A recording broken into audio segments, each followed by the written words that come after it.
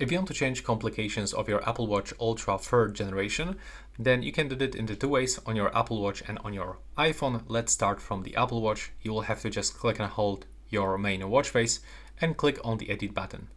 Now, when you slide into the right side, you can actually find that option with the complications. So if I want to get rid of this one on the left bottom corner, that's the timer probably, I will have to just click on it.